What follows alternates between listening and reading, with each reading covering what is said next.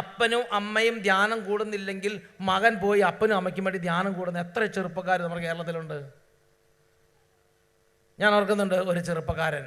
ആ ചെറുപ്പക്കാരൻ്റെ പ്രത്യേകത, ചെറുപ്പക്കാരൻ്റെ അപ്പൻ അത്ര നല്ലതല്ല. സാധാരണ അപ്പനും അമ്മയും നല്ലത്, മക്കളാണ് മോശം. ഇത് മകൻ നന്നായി. മകൻ ചെറുപ്പം തൊട്ടേ നല്ലതാണ്. അപ്പൻ ചെറുപ്പം തൊട്ടേ കീറാമുട്ടിയൊരു ഒരു കാല സ്വഭാവം. അതുകൊണ്ട് ഈ ചെറുപ്പക്കാരൻ എന്ത് പറഞ്ഞാലും ഈ അപ്പം കേൾക്കുകയില്ല. അതുകൊണ്ട് ചെറുപ്പക്കാരൻ പറഞ്ഞു, ചെറുപ്പക്കാരൻ്റെ ആഗ്രഹം എങ്ങനെയാണ്?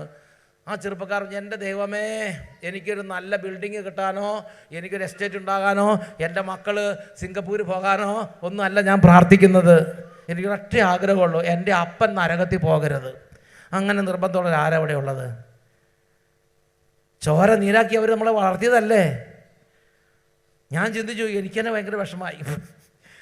നമ്മളങ്ങനെ അത്രയും നിർബന്ധമായിട്ട് നമ്മൾ ചിന്തിച്ചിട്ടില്ല. നമ്മുടെ അമ്മ സ്വർഗത്തിൽ പോകണം നിർബന്ധമായ എത്ര പേര് വരാത്തുണ്ട്? ആ ചോര പാലാക്കി നമുക്ക് തന്ന് വളർത്തിയതല്ലേ. ഈ ചെറുപ്പക്കാരൻ പറഞ്ഞു, എനിക്ക് വേറെ ഒന്നും വേണ്ട, എൻ്റെ അപ്പൻ സ്വർഗത്തിൽ മരിക്കുന്നതിന് മുമ്പ് എൻ്റെ അപ്പം മാനസാന്തരപ്പെടണം എന്ന് പറഞ്ഞാൽ അത്രയും സ്വഭാവമാണ് അപ്പൻ്റെ സ്വഭാവം എന്ന് നമ്മൾ അമ്മൻ്റെ വാക്കിൽ നിന്ന് മനസ്സിലാക്കണം.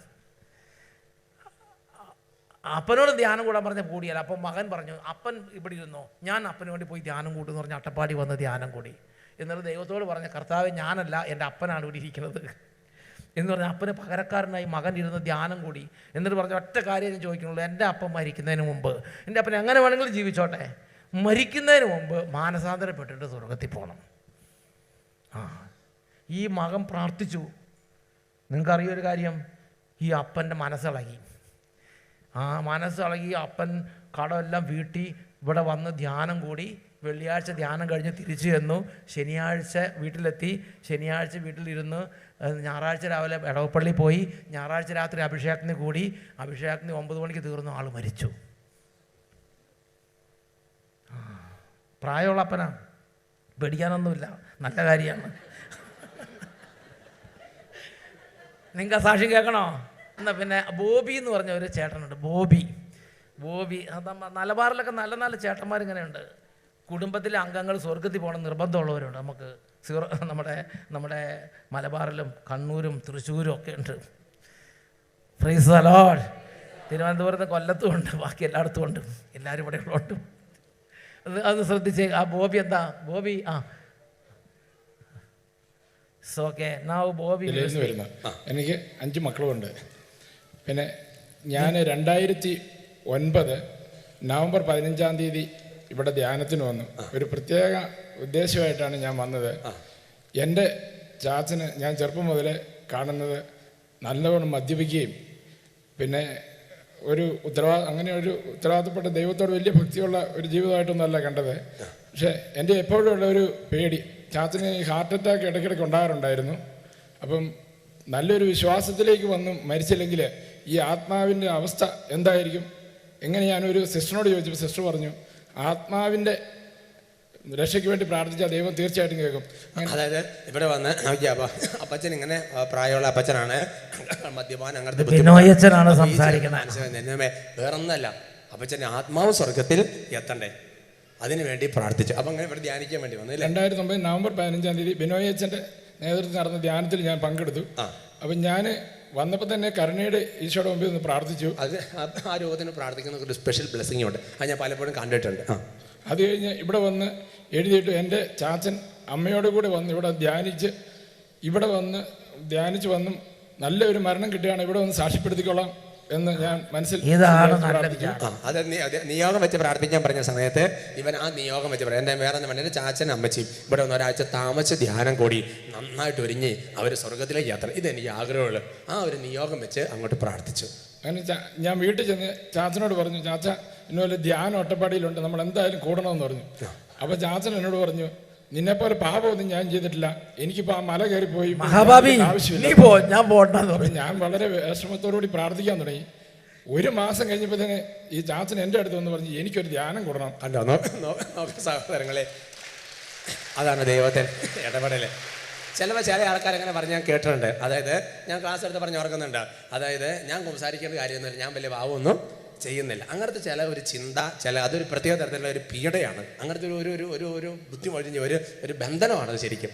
പക്ഷേ എന്ത് ചെയ്ത് ഈ ചേട്ടൻ പറ്റില്ല. അപ്പം എന്താ ചേട്ടൻ ഇരുന്ന് വീണ്ടും പ്രാർത്ഥിക്കുക. ധ്യാനത്തിൽ നിയോഗം വെച്ച് പ്രാർത്ഥിച്ചു, വീണ്ടും പ്രാർത്ഥിച്ച് 1 മാസം കഴിഞ്ഞ് അപ്പച്ചൻ്റെ ഉള്ളിൽ പരിശുദ്ധാത്മാവ് കൊണ്ട് അതിന് പ്രാർത്ഥന ചെല്ലുന്തോറും ഡെലിവറൻസ് ചെല്ലുന്തോറും ദൈവകൃപ ആവരിക്കും. അപ്പം ഞാൻ അതിനോട് ഇനി എവിടെ സീറ്റ് കിട്ടാനാ? ഞാൻ പറഞ്ഞു ഞങ്ങളുടെ ഉദയഗിരി ഇടവയായിരുന്നു അന്ന് പാലക്കുട. അന്ന് ചാച്ചനോട് പറഞ്ഞു ഉദയഗിരി പോയി പള്ളിയിലോട് അച്ഛനോട് പറയാൻ പറഞ്ഞു. അങ്ങനെ അച്ഛൻ്റെ അടുത്ത് ചാച്ചൻ ചെന്നു. അപ്പോൾ കുര്യാക്കോസ് ആലവല്ലി അച്ഛൻ അന്ന് അവിടെ ഇരിക്കുന്നത്. അച്ഛൻ പറഞ്ഞു പനത്തടിയിലുള്ള ഒരു സെബാസ്റ്റ്യൻ്റെ നമ്പർ കൊടുത്തു. അതിന് ചാച്ചൻ തന്നെ ഈ കാഞ്ഞങ്ങാട് പോയി ഈ സീറ്റ് ചേട്ടൻ ബുക്ക് ചെയ്തിരുന്ന സീറ്റ് മേടിച്ചു. ഇവിടെ വന്ന് ആദ്യം ഇവിടെ വരാൻ വേണ്ടി പ്ലാൻ ചെയ്തപ്പോൾ ചാച്ചനൊരു നിർബന്ധം, കുറച്ച് കടങ്ങളൊക്കെ ഉണ്ട്, തീർത്തിട്ടേ പോവുള്ളൂ. അപ്പോൾ ആദ്യത്തെ ബുക്കിംഗ് അങ്ങ് ക്യാൻസലായി.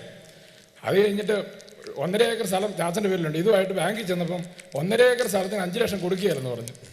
അവസാനം എങ്ങനെയോ ദൈവത്തിൻ്റെ പ്രത്യേക അനുഗ്രഹം കൊണ്ട് കുടിക്കടം പോലും കൊടുക്കാതെ 21-ാം തീയതി ഫെബ്രുവരി 21-ന് 5 ലക്ഷം രൂപ ചാച്ചന് കിട്ടുകയും അങ്ങനെ 22-ാം തീയതി ഇവിടെ നടന്ന ധ്യാനത്തിൽ വന്ന് പങ്കെടുക്കുകയും ചെയ്തു. ചാച്ചനും അമ്മയും കൂടെ ധ്യാനം കഴിഞ്ഞ് ഇവിടെ വന്ന് ധ്യാനിച്ചുകൊണ്ടിരുന്നപ്പം വീണ്ടും ഈ ഹാർട്ടിൻ്റെ ഒരു പ്രശ്നം ഉണ്ടായി. അച്ഛന് ഇവിടെ ഒരു ആശുപത്രി വിട്ടു.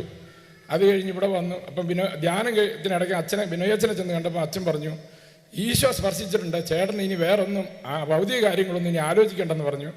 എന്നിട്ട് വീട്ടിൽ വന്നു. അന്ന് രാത്രി കാലിന് ചെറിയ നീരൊക്കെ ഉണ്ടായതുകൊണ്ട് രാത്രിയിൽ എത്തിയത്. ശനിയാഴ്ച നീരുള്ളതുകൊണ്ട് പുറത്ത് പോലും പോയില്ല.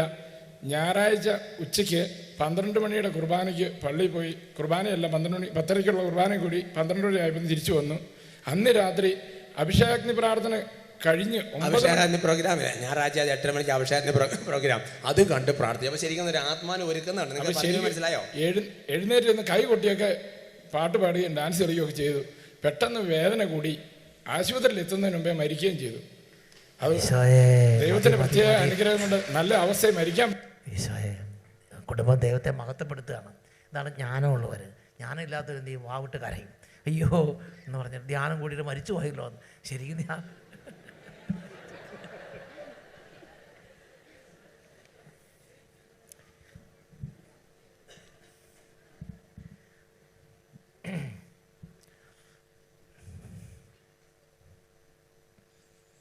Praise the Lord. Hallelujah, hallelujah. കാര്യം മനസ്സിലായോ? ഇങ്ങനത്തെ മക്കളുണ്ട്. മാതാപിതാക്കന്മാരെ നരകത്തിൽ വിടില്ല എന്ന് പറഞ്ഞ് നിർബന്ധമുള്ള മക്കളുണ്ട്.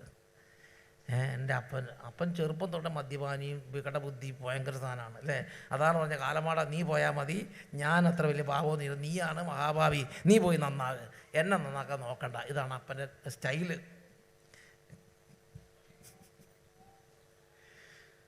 ഈ മകൻ പോയി ധ്യാനം കൂടി സീറ്റൊക്കെ കൊടുന്ന് എല്ലാം ടിക്കറ്റ് കൊടുത്തെന്ന് പറഞ്ഞാൽ അത് നീ ഒന്നും കൂടെ പൊക്കോ, ഞാൻ ഓക്കെയാണ്, ഐ ആം ഓക്കെ.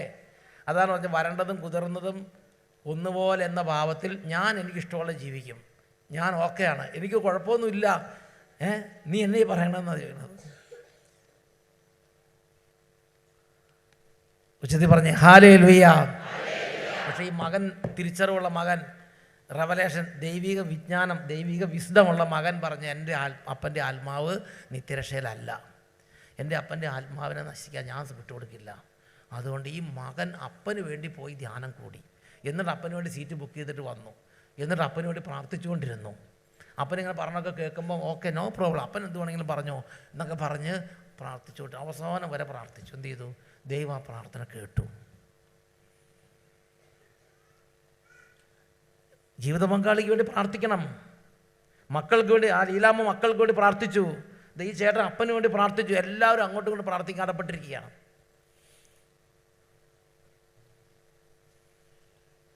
ഉച്ചത്തിൽ പറഞ്ഞേ ഹല്ലേലൂയ. ഞാൻ നോക്കുമ്പോൾ എൻ്റെ ആത്മാവ് നശിക്കാതിരിക്കാൻ വേണ്ടി എൻ്റെ ഒരു കൂട്ടത്തിലുള്ള ശുശ്രൂഷകൻ, ഞാൻ ചോദിച്ചു നീ എവിടെയെന്ന് പറഞ്ഞു, ഞാനിപ്പോൾ അച്ഛന് വേണ്ടി വേളാങ്കണ്ണിക്ക് തീർത്ഥാടനം വന്നിരിക്കുകയാണ്. എന്നിട്ട് എവറി മന്ത് ആണോ എവറി ഇയർ ആണോന്നറിയില്ല, അവിടെ ഒരു കുർബാന ചൊല്ലിക്കും എനിക്ക് വേണ്ടി. എന്താ? ഈ അച്ഛൻ്റെ ആത്മാവ് നശിച്ചു പോകാതെ കാത്തു സൂക്ഷിക്കണേ മാതാവേ. എൻ്റെ കൂടെയുള്ള ശുശ്രൂഷകൻ നോക്കി അദ്ദേഹത്തിൻ്റെ തീഷ്ണത കണ്ടോ? ഇത് പറഞ്ഞിട്ട് ഞാനിപ്പോൾ ഈ അടുത്ത കാലത്ത് അറിഞ്ഞത്, മൂപ്പര് കുറേ കാലമായിട്ട് ചെയ്തുകൊണ്ടിരിക്കുക. നമുക്ക് നമ്മുടെ ആത്മാവിന് കേടറിയാത്തുള്ളൂ, ബാക്കി എല്ലാവർക്കും അറിയാം എന്നൊക്കെ പറഞ്ഞ് ഹല്ലേലൂയ, ഹല്ലേലൂയ. എൻ്റെ പ്രിയപ്പെട്ട സഹോദരങ്ങൾ, ഇത് എല്ലാവരെയും ബാധിക്കുന്ന വിഷയമാണ്, എന്നെയും ബാധിക്കുന്ന വിഷയമാണ്. നമ്മൾ വിചാരിക്കുന്ന പോലെ കുറച്ച് ആളുകളൊന്നും അല്ല നരകത്തിൽ പോണത്, വളരെയധികം ആളുകൾ പോകുമെന്നാണ് പറഞ്ഞിരിക്കുന്നത്. അത് വിശുദ്ധ മത്തായിയുടെ സുവിശേഷത്തിൽ ഈശോ പറഞ്ഞിട്ടുണ്ട്, ഇടുങ്ങിയ വാതിലിലൂടെ പ്രവേശിക്കാൻ പരിശ്രമിക്കുവിൻ, വിനാശത്തിലേക്ക് നയിക്കുന്ന വാതിൽ വിസ്തൃതവും വഴി വിശാലവുമാണ്, അതിലെ സഞ്ചരിക്കുന്നവരോ വളരെയാണ് താനും. ഇടുങ്ങിയ വാതിൽ, ജീവൻ്റെ വാതിലോ കണ്ടെത്തുന്നത് ചുരുക്കം അല്ലേ, അപൂർവം. ബാക്കി ഭൂരിപക്ഷവും വിനാശത്തിൻ്റെ വഴിയിലൂടെ സഞ്ചരിച്ച് നശിച്ചു പോകുന്നു എന്നാണ് പറഞ്ഞത് ഈശോ. മനസ്സിലായില്ല ഒന്നും. നമ്മൾ നമ്മുടെ കുടുംബത്തിലെ അംഗങ്ങൾക്ക് ഒരു സീരിയസ് ആയിട്ട് ഒരു ഓഡിറ്റിംഗ് നടത്തി നോക്കിക്കേ, അവർ സ്പിരിച്വൽ ലൈഫ് ഒന്ന് ഓഡിറ്റിംഗ് നടത്തി നോക്കിക്കേ.